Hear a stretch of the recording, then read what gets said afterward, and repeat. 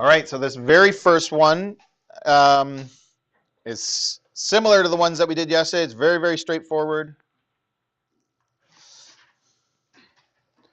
If you weren't here yesterday and if you didn't go and watch the video, or even if you looked at the lesson but didn't get an explanation, it might be a little bit confusing why we're doing this and like what's going on. Because as I said yesterday, generally speaking, we have been taking the derivative with respect to x or with respect to the independent variable. Sometimes it was a t if we did like an s at t question, right? But generally speaking, we had an independent variable, x or t, and we took the derivative with respect to it. And in this case, well, a t would still be the independent variable, but it's strange because it's not even in these questions. So it doesn't look like that's what we should be taking the derivative of. The first one, it looks like we should be taking the derivative with respect to r, because it's the only variable, and it looks like it could be y equals 4 pi x squared, like that would be a normal thing. And we're not. Why are we not? Because that's how you solve these problems. Generally speaking, the problems that we're solving are all compared to time. The rates are in terms of time. If the rate was in terms of something else, which does happen, then you would be taking the derivative with respect to that variable. And it's a little bit different. It's a little bit unfamiliar, like I said yesterday, so it just takes some time for us to get used to these ones. Today is all about one particular type of question. Well, there's different examples, but they're all related to the same more or less idea. So this one should just be, but the point here is taking the derivative with respect to t. What is capital A? Its area, it's changing. So if it's changing, if it's not constant, when we take the derivative, it looks like that. And what's changing here? Pi doesn't change. Pi is a symbol, but it's a constant. It's a number. It's not changing. So r is the only thing that's changing in this case. So I bring the 2 down.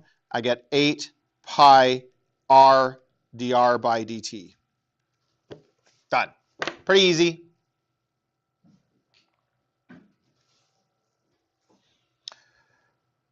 And who recognizes the second one? I hope everybody, but who wants to tell me what this is?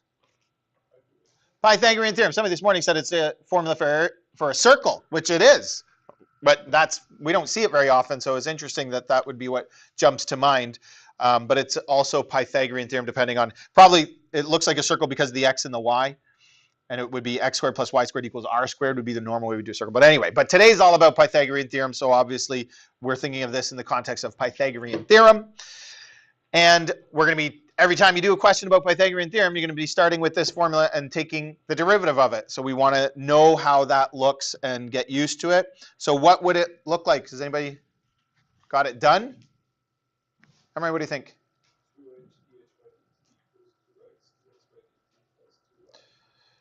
Okay, good. I can't keep up with that, but very good. Dx by dt plus 2y dy by dt. And how can we simplify?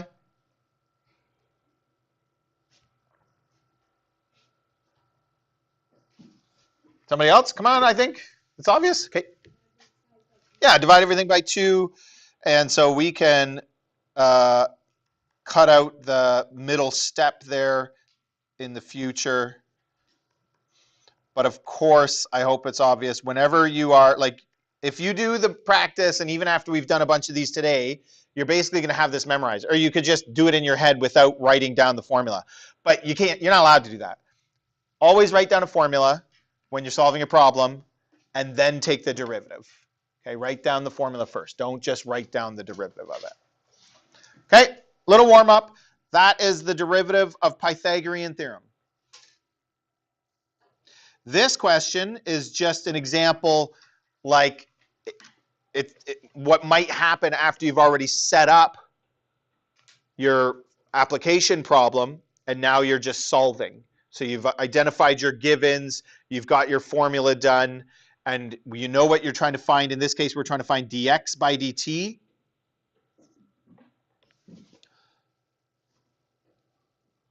So this is just another little warm-up, but it's got a couple of things to it that we want to sort of think about and point out.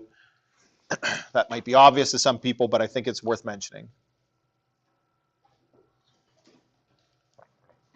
So one trick here is it gives us dy by dt, and asked it to find dx by dt, so obviously we have to take the derivative with respect to t. So this is just going to be 5 dx by dt. See, that's very uncommon as well, because in the past, the derivative of 5x for us has always just been 5. But that's because we were taking the derivative with respect to x, and we're not this time. So it's a little bit strange to do that. I can see that being a mistake somebody makes, and then the whole rest of the question is not going to work out from there. What do I have to be careful of when I'm taking the derivative here?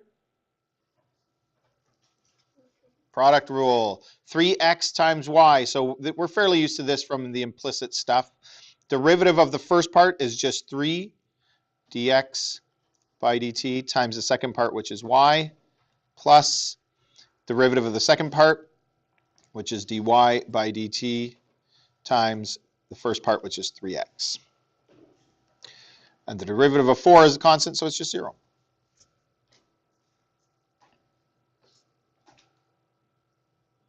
What would be my next step?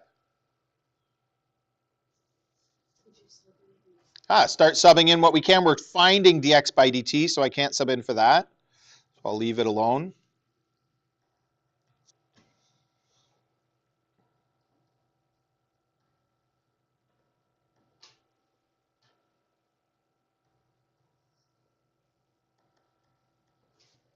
So what do I know here? I know dy by dt, which is this bracket, it's 3. I know x, I think. It's given, it's 2. What's wrong?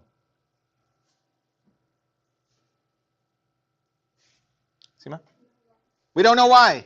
This happens sometimes. Sometimes you're going to notice this right off the bat. When you start a question, you're going to know that you have to find y. Sometimes you might not. But it could be a bit disconcerting when you're doing a question and then all of a sudden you get to this point, and like if you're not super confident with this stuff, or you're writing a test and your anxiety's up a little bit, you get to this point and you say, oh, I've done something wrong. I don't have a why. I don't know what to do. What have I done wrong? Like, how can we fix this problem? We don't know why, but right? Yeah, we could just sub into the original equation and solve for y. That's something we often do. It might, as I said, it might be obvious at the beginning that you have to do that. If it's not, and you get to this step and you realize you're missing something that you think you have to sub in for, you might just have to go back and find it. It might be using this formula. It might be using some other formula. So that can also be confusing. There might be some other thing about the question telling you how to find that value that you need. And then there are times where, like you can see here in this part, when I took the derivative, the x is gone. So there are times where maybe all the x's and all the y's are gone and you don't need them. So you don't have y, but you don't need it. In this case, obviously we do, but there are cases where you might not. So, you might not know if you need y, and you might wait to find out after you've taken the derivative. Okay, yeah, I need y. Now I'm going to go find it. Sometimes you'll know, sometimes you won't, but it's a good thing to just point out and be aware of that this happens, and that's part of problem solving. Everybody thinks these questions are easy until they actually have to go, until they come up with a new one that's just slightly different, asked in some slightly different way, and all of a sudden they're like, oh, actually, there is a trick. Like today's learning goal is a little bit different than the examples we did in class yesterday for sure, and it's enough that it could cause some people problems. So this looks like 4 minus 10, 6y equals negative 6y equals negative 1. Now I can sub that in and finish solving.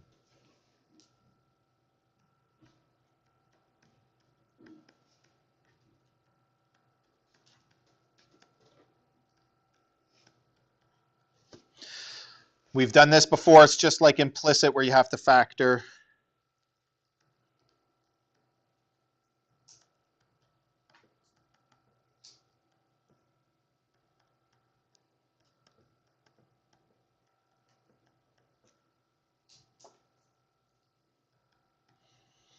And I get negative 9.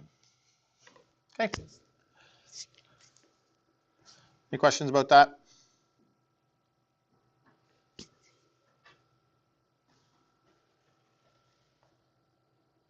All right, so now this one you have on your handout. We're looking at a few different types of questions. Every single one of the ones we're doing today is, has a little bit of a different flavor to it.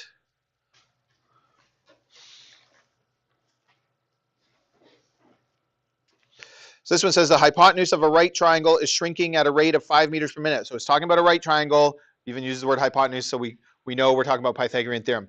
People, again, we do these questions in isolation. All the questions we do today are Pythagorean theorem. So people think it's easy to spot, but then on the test, there's always one or two people who, instead of Pythagorean theorem, they think it's a trig question and start doing trig. Like they do the question with the wrong type of solution. Or a trig question, they try to use Pythagorean theorem. So when they all get mixed up, which will happen later this week, probably Friday, it's really important that you identify that this is a Pythagorean theorem question. I think generally speaking, it is going to be clear and obvious, but not necessarily always. Okay. So what are we going to do when it is a question about a shape or something like this? I think we probably want to draw it.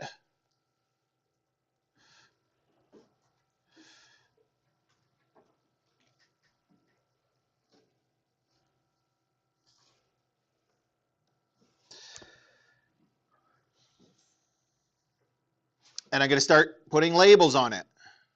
So one side is x, and it tells me the value. It's 3, presumably meters. It doesn't say, but it's in meters per minute, so I'm sure it's meters. Y is the other leg. I'm going to call the hypotenuse h. It can be a little bit confusing because we flip back and forth where we put different variables, but I'm sure that that's not going to be difficult for you. Okay, what else can I start adding to this?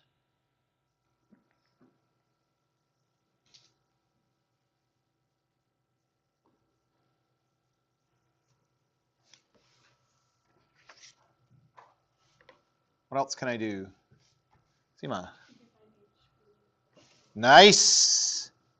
So it's going to be the square root of 3 squared plus 4 squared. Again, you probably know that we are going to need that value. If you didn't need that value, it only takes a second to solve for it anyway. Wouldn't be a big deal. But some people might like to wait until they're sure that they need that value to calculate it. Sometimes you don't need it. That's up to you.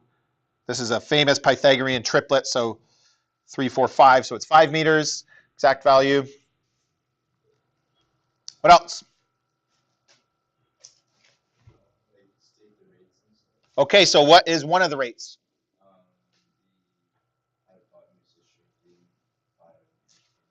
So dH by dt is how I'm going to identify that rate. And what's it going to be? What does shrinking at 5 meters per minute mean? Very nice. Really important that we note that that's shrinking. We're going to talk about this a lot today.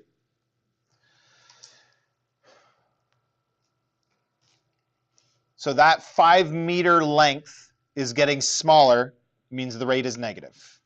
It tells us it's shrinking, so the rate has to be negative. What else do we know?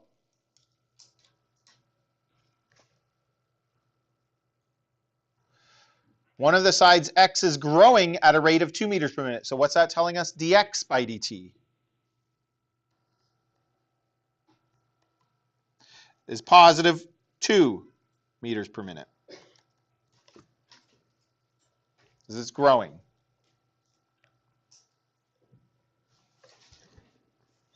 And now we can go and get started.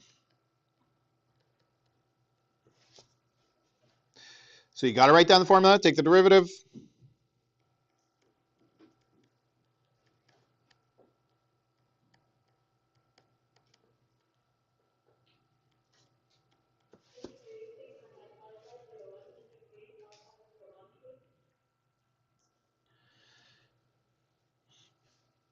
And start subbing in.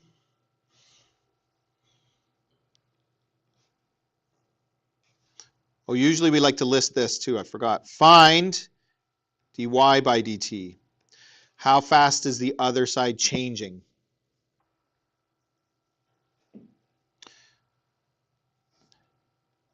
It's always good to, I think it's really good to write it down because it keeps you focused. But I also think it helps to explicitly think about it. That happens when you write it down.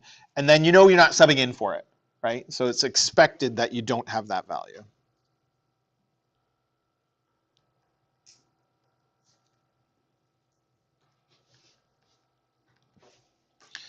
So this looks like 4 dy by dt equals negative 25 minus 6.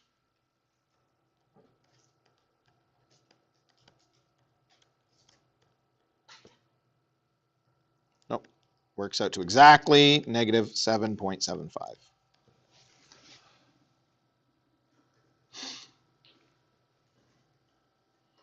So what does that mean?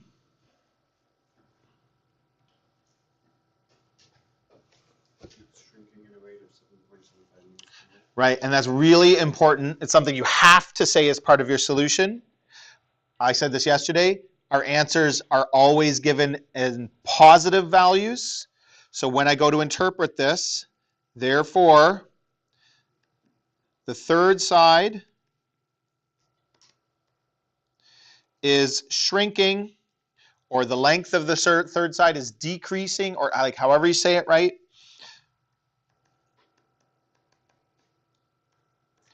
At 7.75 meters per minute.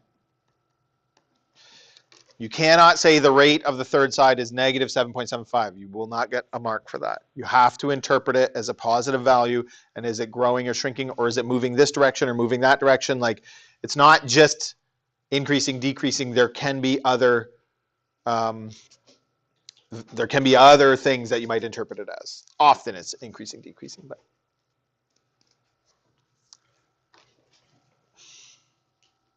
Okay. Next.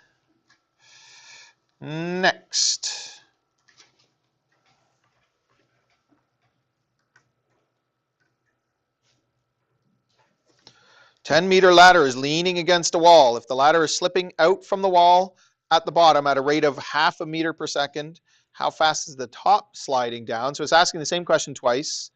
When top of the ladder is 6 meters from the wall, or the top of the ladder is touching the wall 4 meters up the wall. These ones can be a little bit wonky so make sure you understand when it says like the length of the ladder or the height of the ladder up the wall.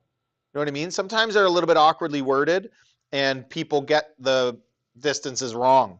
So when it says the height of the ladder up the wall, you got to make sure you understand what that's saying. So again, we're going to draw this thing.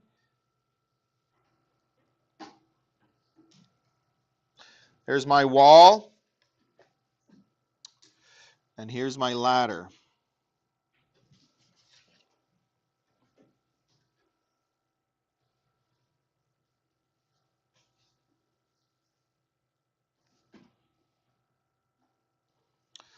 So I'm going to call this X. I'm going to call this H, which was hypotenuse in the last one, but I'm going to call it the height of the ladder up the wall. And I'm going to call this one L for ladder, but you could use whatever ones you want. If you used X, Y, H again, it'd be fine.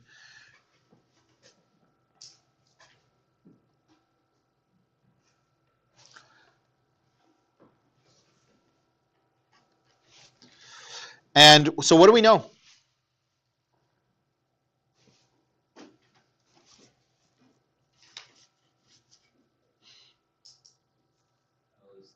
Thank you. So this is 10 meters. We know X for part A. The bottom of the ladder is 6 meters from the wall. So that's X, right?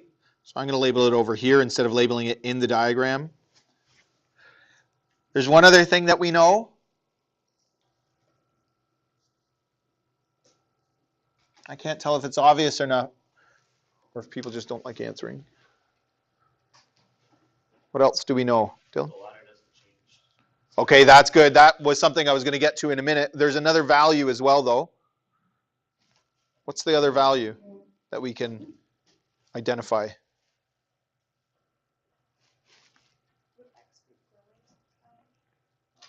So what do I do with, like, what is that?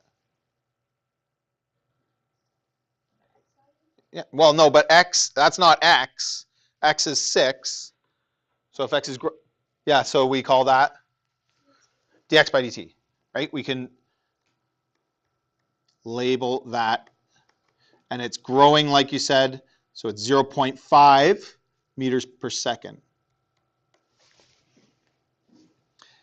And we are supposed to, for question A, find what?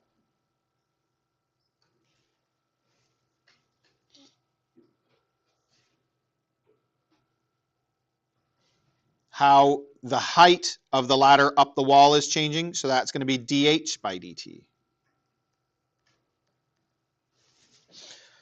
Okay, so Dylan, in a minute, we're going to come back to your point because it's a really important one for this question.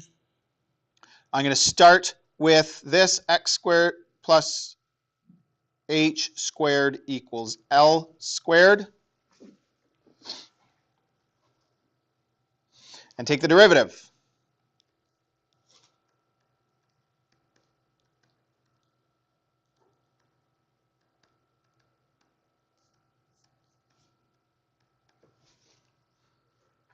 And after we take the derivative, we substitute.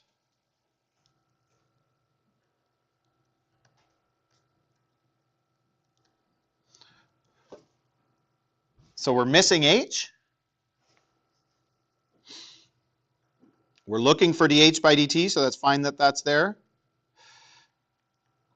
L is 10. And we're missing dl by dt, sort of. Let's go ahead and find h first.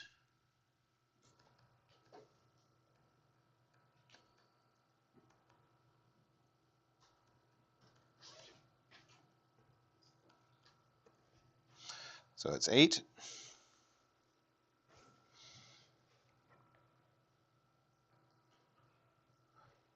So Dylan, you told us before that the ladder isn't changing. What does that mean in terms of our solution here? The left side is zero. Yeah, my right side, your left side, yeah. So dl by dt, it's not, the length of the ladder isn't changing, means its rate of change is 0. It also means it's a constant. We could have actually subbed it in up here. Now I would kind of recommend against this, but you could, and then when you take the derivative, you get 0. But it's also a really important idea that if it's not changing, dl by dt equals 0. Like that's something that we want to know. Okay, not changing. And after we've taken the derivative, I can then sub in, and those parts are going to go away to 0 anyway. But that's what that means if the length of the ladder isn't changing.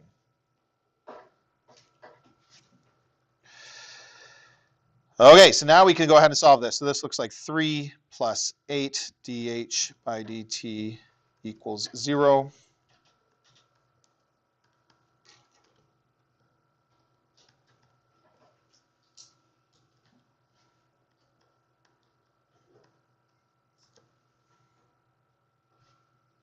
And there's our answer. What's good to note about the answer? It's negative, so it's going down the wall. Which makes sense. It says in the question, I believe, how fast is the top sliding down the wall? Sometimes the question will actually tell you the direction that it's going. Sometimes it won't. In fact, the last question, if we go back up, didn't. It just said, how fast is the other side changing?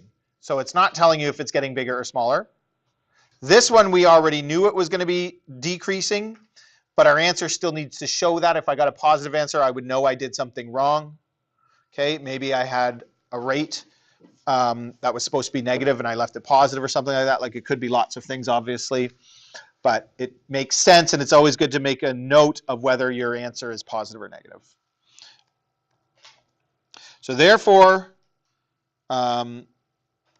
the top of the ladder, again, don't say the rate of change is, you got to actually answer the question. The top of the ladder is sliding down, or the height of the top of the ladder is decreasing, whatever you say.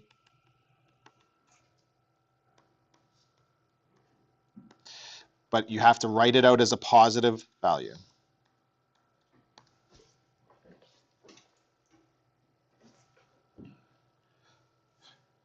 Okay, I think you can go ahead and do part B. It's basically the same, except in this case, it's giving you a different value. The top of the ladder is touching the wall 4 meters up.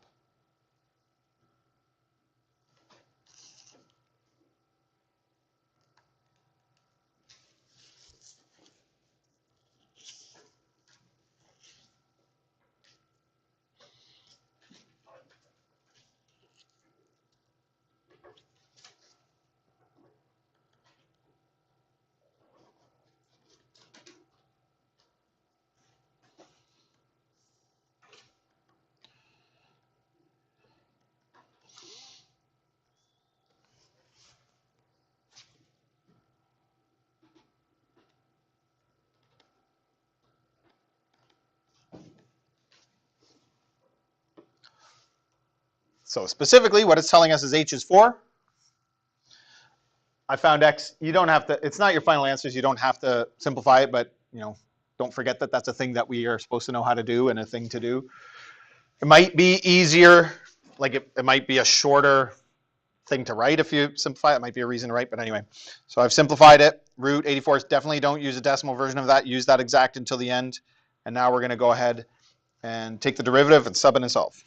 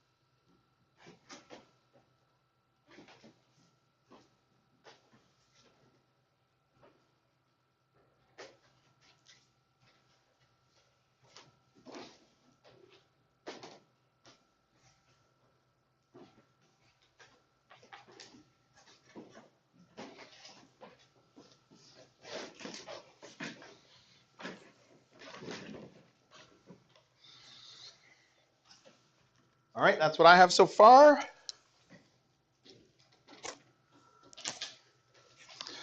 Just noticing that 2 times a half is 1. So I get dH by dt equals negative root 21 over 4, which works out to approximately negative 1.15. And again, interpret that as a positive. That makes sense. It should be dropping us quite a bit faster than it was before. It was less than 0.4 meters per second. Now it's going at over 1 meter per second. That would probably, if you were at the top of that ladder, feel pretty fast.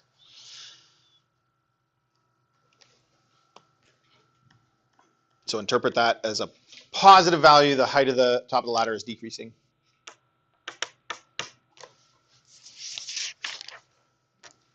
Pretty good?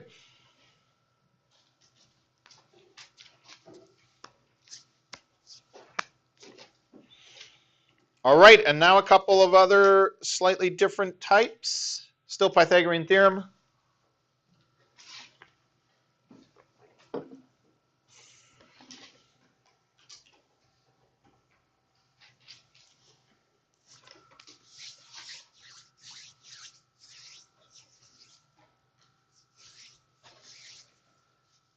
So a plane is flying north at 600 kilometers per hour, passes over GCI at noon. Another plane flies east over GCI, 540 kilometers an hour at 12:01. 2 planes are the same altitude, so they can't be flying over the school at the same time. That would be bad.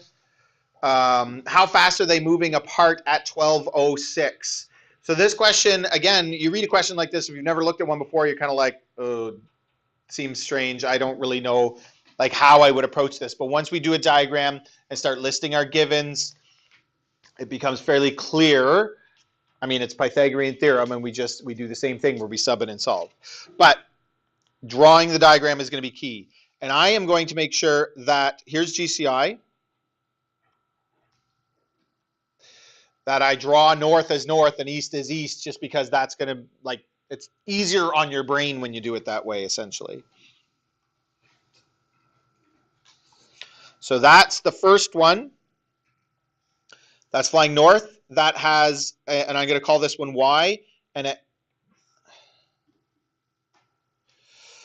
it tells me the rate. So dy by dt is 600 kilometers per hour.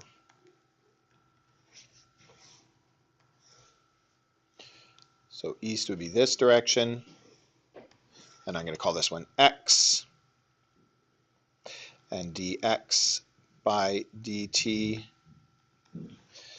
is 540.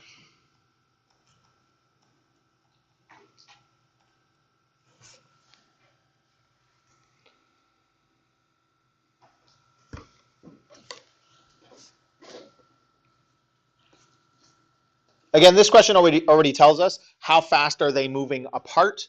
We could make sense of that ourselves. If this plane's going this way and this plane's going this way, this line will be getting longer.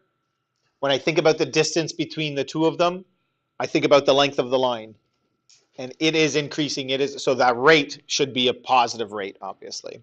And I'll call this h. How fast are they moving apart? So what are we trying to find?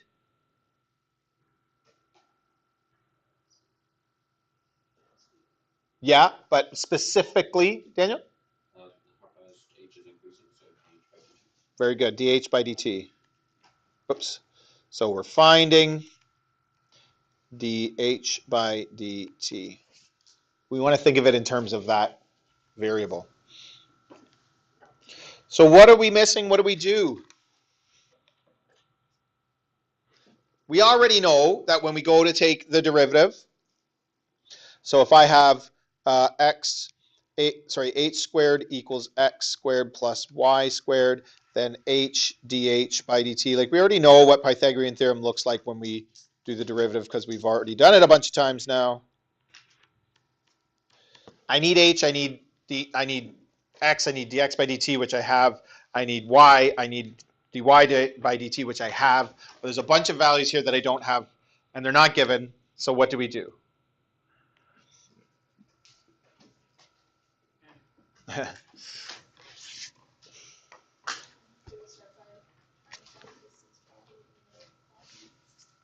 Yeah, very good. So we know that, for example, the first one passes over at noon, and it's asking at 12:06. So 6 minutes has passed. What's the one little trick here, though, before I can actually do this? I don't think we want to go to meters per second, because nothing is in meters and nothing is in seconds. But we definitely need to convert, don't we? You could convert to whatever you want, as long as you convert everything to the same. Can you convert 6 minutes into hours? What would it be? Harder than you think, isn't it? All this hard calculus stuff that we do, and then converting hours or minutes to hours is harder than any of that. Well, what ratio of an hour is 6 minutes? 1/10, so it's 1/10, right? The number of minutes over 60. Or how many kilometers per minute is 600? If you're going 600 kilometers in an hour, how many do you go in a minute?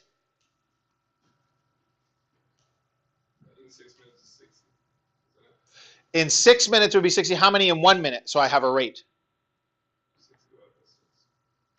So 10. So this is 10 kilometers per minute. So you could convert the number of minutes to hours, or you could convert your rate from kilometers per hour to kilometers per minute, which means y is going to be 10 times 6, which is 60. And I'm just going to make a note for the lesson here for myself, you wouldn't need to include this in your solution, but this was 10 kilometers per minute for 6 minutes.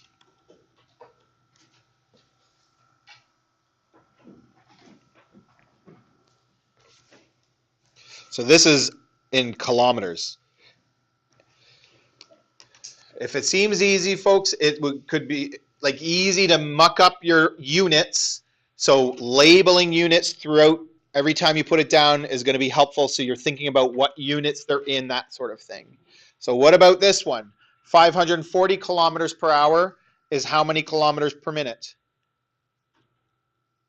There's 60 minutes in an hour. So in other words, you divide by 60. So this works out to 9.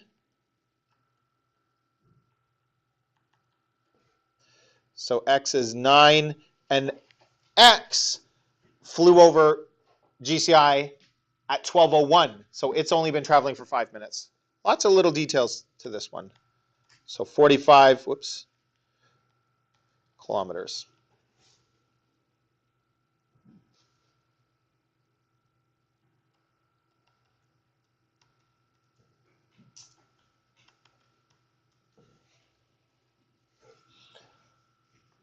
Now I think we have the values that we need. Oh, actually, we're missing one, aren't we? Because we need h. But now that we have x and y, we can actually go and find h. And this is like what I said before, how, actually, let me do it, and then we'll talk about it.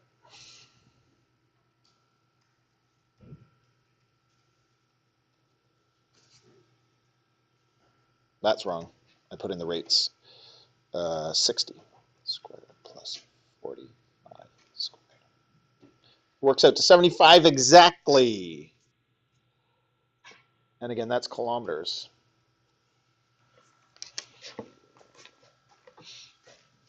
When we're doing these questions together, I think it seems easy, but people make mistakes where they sub stuff in. Notice that when I'm talking about the actual problem and I'm talking about the rates, I can only sub in after I've taken the derivative. But to find a length, I can sub in before. There's nothing wrong with that. And we end up using the same equation, Pythagorean theorem, twice. Once you just sub it and solve, the other one you have to take the derivative first. So that's something that can confuse you all of a sudden if the question's a little bit different or if they're all muddled together on a test or something like that. This should be dx by dt. Okay, so now we can sub in 75. dh by dt is what we're trying to find.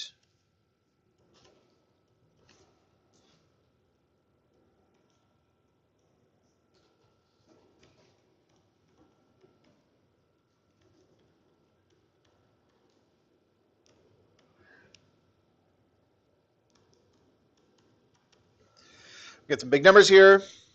24,300 plus 36,000 over 75.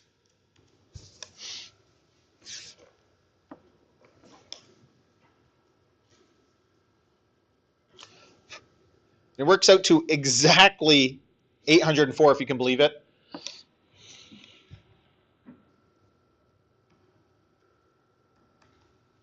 Positive, we're expecting it to be positive. The distance between them is increasing. They're moving apart. It says that in the question, but that's also what makes sense. The planes are moving apart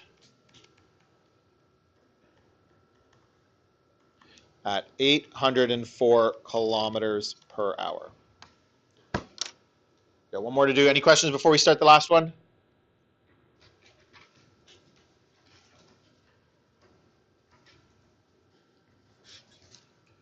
Nobody commented on the rates that I used. Somebody did in the first period class because we converted the rates and used those rates to come up with these numbers, but then I went back to the original rates. Is that okay? So again, this is where units comes into play. Riley? Like, would it matter if you answered in kilometers per minute? That's a little bit of a weird thing, kilometers per minute. I mean, we had to do it for the question, but it's not a general way that we think about these things. But it wouldn't matter if you had done that. It'd be a little strange maybe, but it wouldn't be wrong unless the question said your answer must be in kilometers per hour, right? If you're working in a really unconventional rate, like hectometers per microsecond or something, don't do that.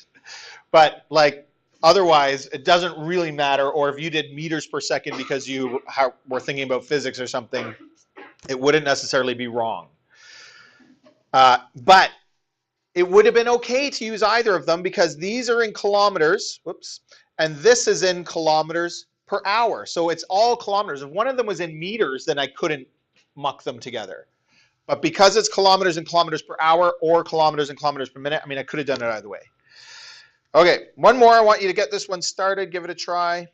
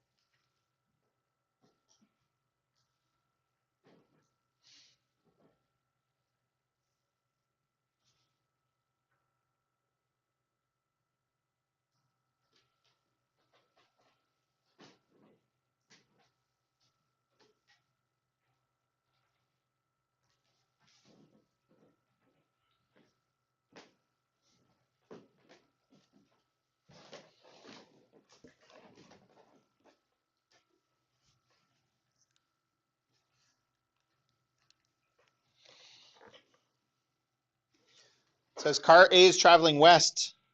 So there's my car A, and I'm going to make it going west. And B is traveling north, so B will be down here.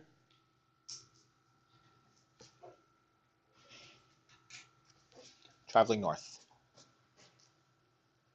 Again, I think it's good to actually draw them the way that they're going type thing. I'm going to make that one a little bit longer because I want it. It is longer. It is further away. Doesn't really matter, but.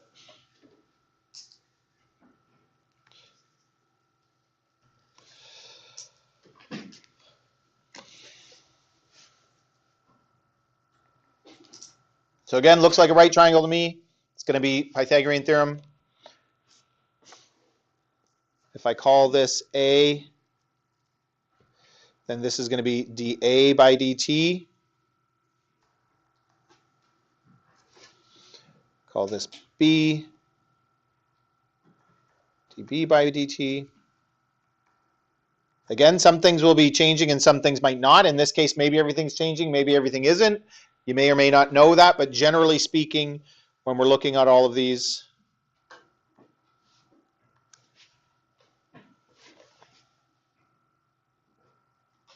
we're going to be given some of them in the question. Some of them we might have to find. One of them is what we're solving for.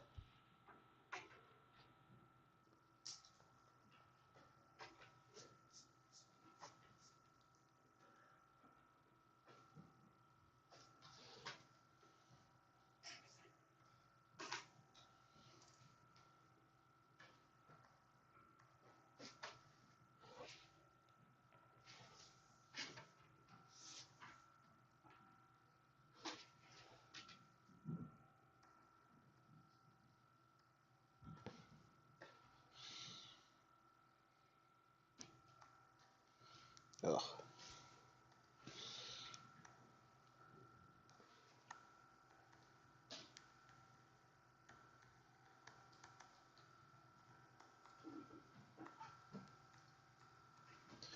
And there's one other thing that we really need to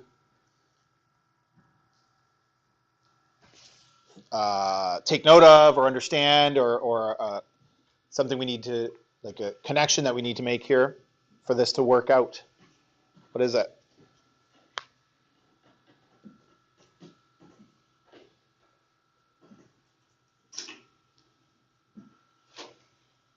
So I think this is what we're finding. That's not what I'm talking about. We can find h pretty easily, I think, right? As I said, if we're used to these questions enough, we know we're going to do that, so we can go ahead and do it right away if we want, or you can do it later when you find out. It works out to exactly 1 point.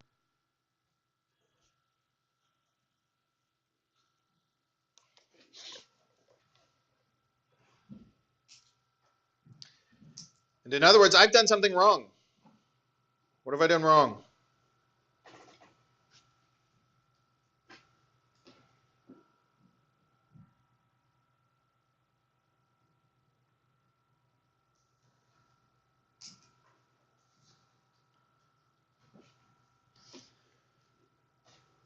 No?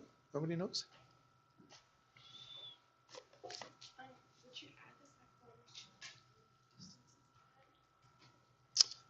Add the 5 kilometers. What do you mean?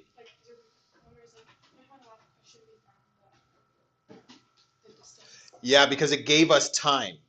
That's what you mean? The last question? This one doesn't give us time. It gives us the actual distances. So I don't think we have to worry about that. What have I done wrong? So this is really important thinking that you always have to go through. What is happening to the length of 0.5 kilometers? Like, I would always think about this. Brad? It's getting smaller. So what does that mean? My rates, both of them are getting smaller. Both rates need to be negative. That is something that people might miss or might not think of. It's maybe not as clear. The other one, they were positive because the planes were, the lengths were increasing. This is how you can think of it. This length is getting smaller, right? So the rate is going to be negative. This length is getting smaller, so the rate is going to be negative. What's happening to this length? I don't think so. Think about what's going to happen. As the cars get closer together, what's going to happen to h? It's going to get smaller as well. So our answer had better turn out to be negative. If you make that connection ahead of time, you kind of know what's coming down the road. Okay, let's get this done quickly.